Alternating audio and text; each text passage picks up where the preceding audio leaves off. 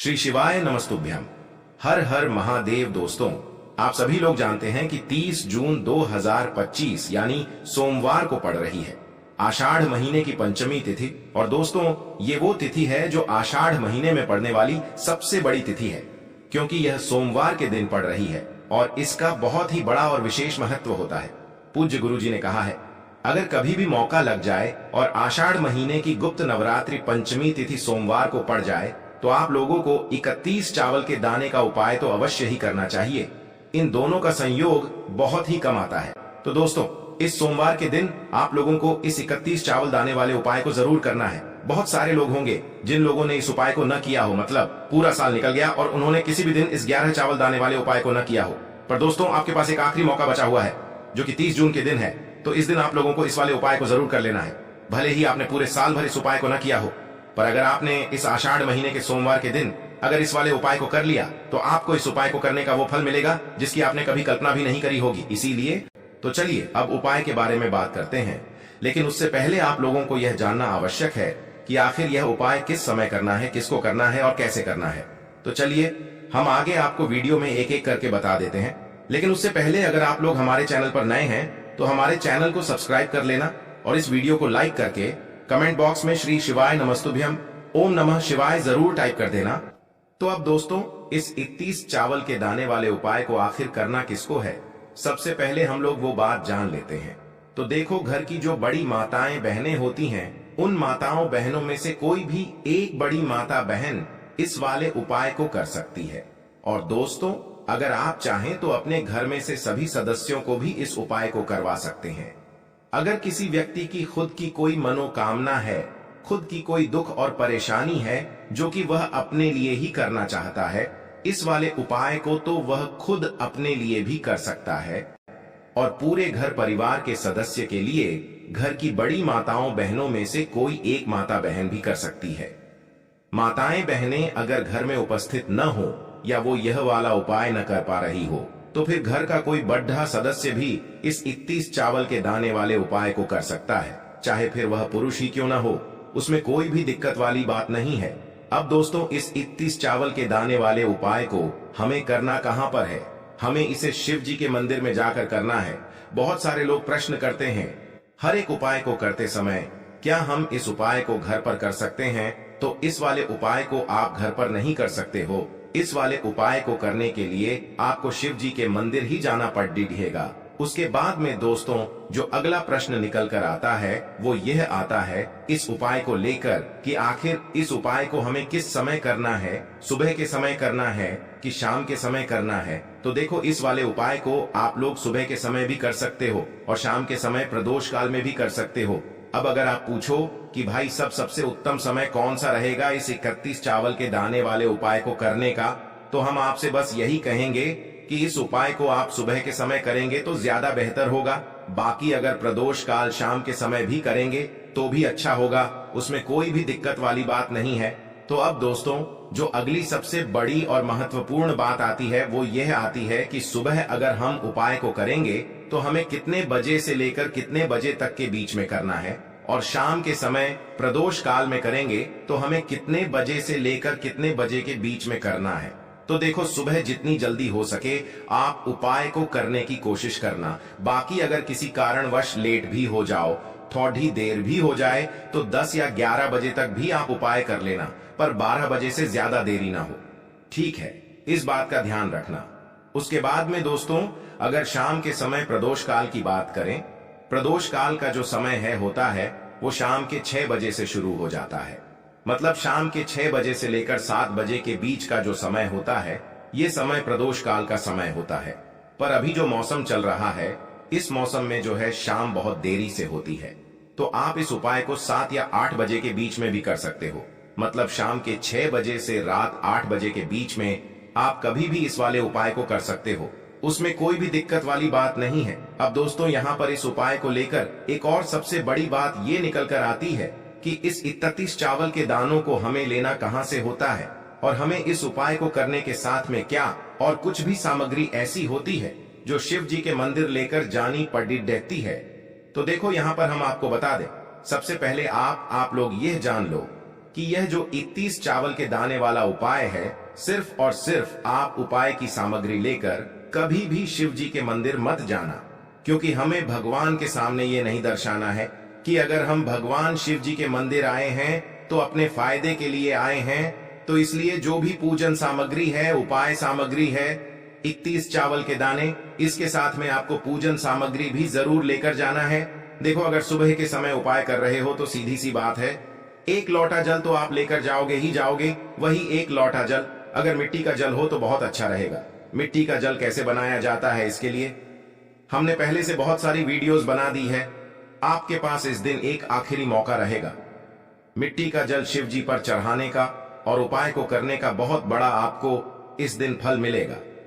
तो इसीलिए इस दिन हो सके तो भाई मिट्टी का जल चढ़ाना तो अपने साथ में कम से कम 1 लोटा जल तो आपको लेकर जाना ही जाना है। अगर मिट्टी का जल नहीं है तो घर का जल भी आप इस्तेमाल कर सकते हो।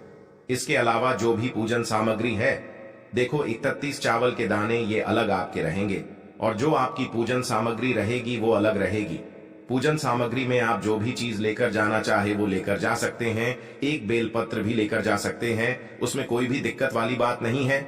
वहीं अगर हम बात करें शाम के समय की, तो शाम के समय शिव जी पर जल नहीं चढ़ता है।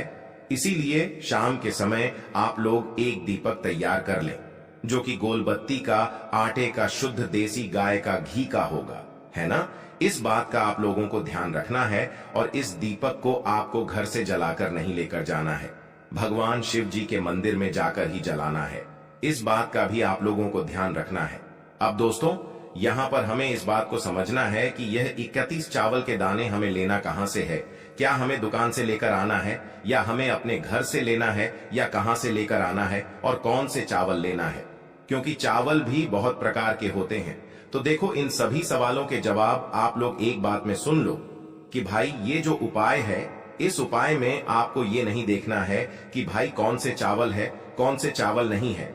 बस जो भी चावल ले रहे हो वो चावल का दाना सबूत होना चाहिए, मतलब साबुत होना चाहिए, टूटा हुआ नहीं होना चाहिए, कटा पिटा नहीं होना चाहिए। ये बात आपको ध्यान रखना है। बाकी आपका चावल बासमती हो या सादा चावल हो या कोई सा भी चावल हो, उसमें कोई भी दिक्कत वाली बात नहीं है। तो सीधी सी बात है कि आपके घर के रसोई घर में जहां पर आप भोजन बनाते हो, वहां पर जो भी चावल आपके उपस्थित हो, उन चावलों में से अपनी 1 कटोरी भर लेना या 1 मुट्ठी चावल अलग से निकाल कर रख लेना, क्योंकि हम 31 चावल ही यहाँ पर इस उपाय में लेने वाले हैं।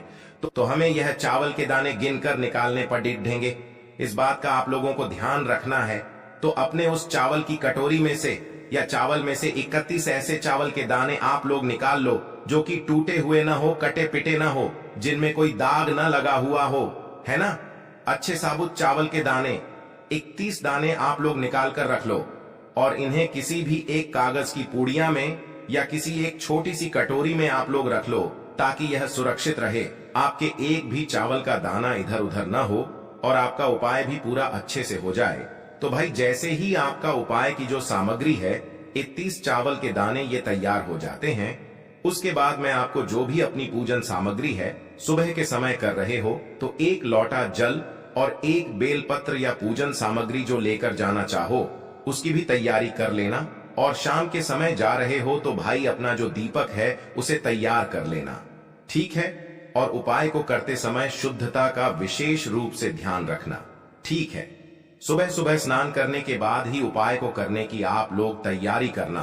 उसके बाद अगर शाम के समय की बात करें तो शाम के समय आपको स्नान करने की जरूरत नहीं है, पर शुद्धता का ध्यान रखना है। आपको स्नान तो नहीं करेंगे, आप हाथ मुंह धोकर भी इस वाले उपाय को शाम के समय प्रदोष काल में कर सकते हैं। इसमें कोई दिक्कत वाली बात नहीं है। तो आप अपने उपाय की पूरी सामग्री तैयार करके आपके पास ही में जो आपका शिव मंदिर हो वहां पर पहुंच जाइए। सबसे पहले शिव मंदिर में जाकर आप लोगों को उपाय नहीं करना है, पहले भगवान के दर्शन करना है, भगवान से आशीर्वाद प्राप्त करना है, फिर शिव जी की शिवलिंग के पास में आना है। शिवलिंग के पास में आने के बाद आप जो पूजन सामग्री लेकर आए हुए हैं, जैसे कि सुबह गए हुए होंगे तो 1 लोटा जल और जो भी पूजन सामग्री लेकर आए हैं आप उनसे भगवान शिव जी की पूजन कीजिए। सबसे पहले तो 1 लोटा जल ही चढ़ेगा, फिर आपको एक बेल पत्र श्री शिवाय नमस्तुभ्यम का जाप करते हुए शिवलिंग पर चढ़ा देना है। उसके बाद में आपकी पूजन सामग्री चढ़ेगी। उसके बाद में अगर दोस्तों शाम के समय अगर आप इस उपाय को कर रहे हो तो अपने साथ में कम से कम एक जो दीपक है गोल बाती का जो आप अपने साथ में लेकर गए हो, उस दीपक को मंदिर में जाकर अपनी माचिस से जलाना है और उस दीपक को शिवलिंग के पास में रखना है। ठीक है, इस दीपक को रखने के बाद ही आप लोगों को अपना ये वाला उपाय शुरू करना है और दीपक को ज्यादा पास में मत रखना, वैसे भी गर्मी पड़ रही है। भगवान शिव जी को आंच नहीं लगनी चाहिए, है ना। तो भाई जैसे ही आपकी पूजा अर्चना हो जाती है, आप भगवान शिव जी को प्रसन्न कर लेते हैं, उसके बाद में शिवलिंग के पास ही में आप कहीं पर बैठ जाइए। सामने या आसपास जिस जगह पर आपको बैठना हो वहां पर बैठ जाइए और अपने वह 31 चावल के दाने अपने सामने निकाल कर रख लीजिए, क्योंकि अब यहाँ पर उपाय को यहाँ पर करने की आपको तैयारी करना है। और इस तरीके से जब आप उपाय करेंगे, पूजन सामग्री करने के बाद, पूजन अर्चना करने के बाद, तो आपको उपाय का फल बहुत जल्दी और बहुत बढ़ा होकर मिलेगा। तो अपने 31 चावल के दाने अपने सामने निकाल कर रख लेना और यह जो उपाय है यह आपकी सीधे हाथ की हथेली से होगा, इसलिए इस बात का भी विशेष रूप से ध्यान रखना है। तो सीधे हाथ की हथेली का प्रयोग करके ही आप लोग अपना इस वाले उपाय को करना। अपने सामने जो भी आपकी कागज की पुड्डियां है उसको खोल कर रख लो, या कटोरी है तो भाई उसे अपने सामने रख लो और अपने वह 31 चावल के दाने निकाल लो। ठीक है, उसके बाद में दोस्तों अब आपको क्या करना है कि शिवलिंग आपके सामने होगी, तो आपने वह 31 चावल के दाने एक एक करके जहां पर आपने बेलपत्र चढ़ाया है, आपको शिव जी के शिवलिंग के ऊपर चढ़ाना है। कहां पर चढ़ाना है? शिवलिंग के ऊपर चढ़ाना है और कहीं पर भी नहीं चढ़ाना है। आपको अपने हथेली से तो शिवलिंग के ऊपर चढ़ाना है, भले ही फिर वो अपने आप जलाधारी पर गिर जाए या मतलब वहीं पर गिर जाए, उसमें कोई दिक्कत वाली बात नहीं है, पर आप चढ़ाओ शिवलिंग के ऊपर ही। तो आपको क्या करना है, अपना पहला चावल का दाना उठाना है, श्री शिवाय नमस्तुभ्यम बोलना है और शिवलिंग पर चढ़ा देना है। इसी तरीके से दूसरा चावल का दाना उठा है, शिवलिंग पर चढ़ाना है और मंत्र बोल देना है। और फिर तीसरा चावल का दाना उठाना है, श्री शिवाय नमस्तुभ्यम बोलना है और चढ़ा देना है। इसी प्रकार से आपको पूरे 31 चावल के दाने एक एक करके शिव जी के शिवलिंग के ऊपर चढ़ाना है और भगवान से प्रार्थना करते जाना है। मतलब प्रार्थना तो आपको आखिरी में करना है, पर हर एक चावल के दाने को चढ़ाते समय श्री शिवाय नमस्तुभ्यम जरूर बोलना है। उसके बाद ही में यह चावल का दाना शिवलिंग के ऊपर आपको चढ़ाना है। जैसे ही आपके 31 चावल के दाने शिवलिंग के ऊपर चारच जाते हैं, तो भाई उसके बाद में आपको क्या करना है, भगवान से अपनी मनोकामना बोलना है। मनोकामना भी कब बोलना है? जब आपका 31 चावल का दाना आपके सीधे हाथ की हथेली में हो और आप उसे चढ़ाने के लिए जा रहे हो। श्री शिवाय नमस्तुभ्यम बोलकर उस आखिरी चावल के दाने को शिवलिंग के ऊपर चढ़ा देना और भगवान से फिर अपनी वह मनोकामना बोल देना, जिस मनोकामना के लिए आप लोग अपना यह वाला उपाय कर रहे हो। जिस भी दुख और परेशानी के लिए आप लोग अपना यह वाला उपाय कर रहे हो, उसके बाद में जैसे ही आप अपनी मनोकामना बोल देते हो, आपका यह वाला उपाय पूरा हो जाता है।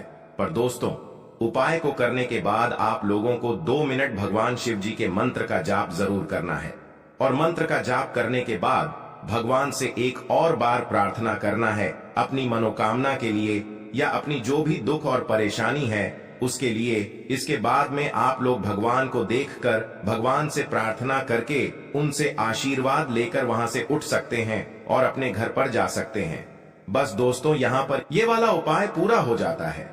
इस तरीके से जो भी व्यक्ति छोटी छोटी चीजों का ध्यान रखते हुए इस 31 चावल के दाने वाले उपाय को करेगा, निश्चित सी बात है उसे उसकी मनोकामना जल्द ही पूर्ण होगी और जो भी दुख और परेशानी है वो भी बहुत ही जल्दी दूर होंगे। और दोस्तों, अगर आपको हमारी ये वीडियो पसंद आई हो तो हमारे इस वीडियो को लाइक और चैनल को सब्सक्राइब जरूर करें। हर हर महादेव, ओम नमः शिवाय। आपको लेना है एक गोल बाती का दीपक। आप चाहें तो मिट्टी का ले सकते हैं या फिर घर से शुद्ध आटा मढ़कर उसका दीपक आप तैयार कर सकते हैं। इसके बाद आपको लेना है शुद्ध गाय का घी।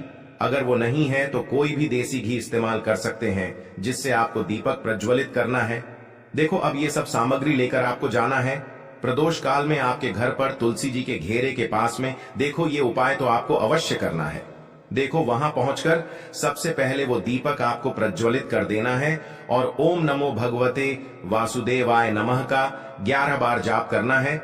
उसके बाद आपको अपने सीधे हाथ में थोड़ी हल्दी लेकर उस दीपक में अपना नाम और गोत्र बोलते हुए डाल देना है। उसके बाद माता लक्ष्मी से आपको प्रार्थना करना है कि हे महालक्ष्मी, हमारी सभी दुख तकलीफों को दूर करो। हे महादेव, हमारे सब दुख कष्टों को खत्म करो। इस भावना से आपको ये उपाय करना है।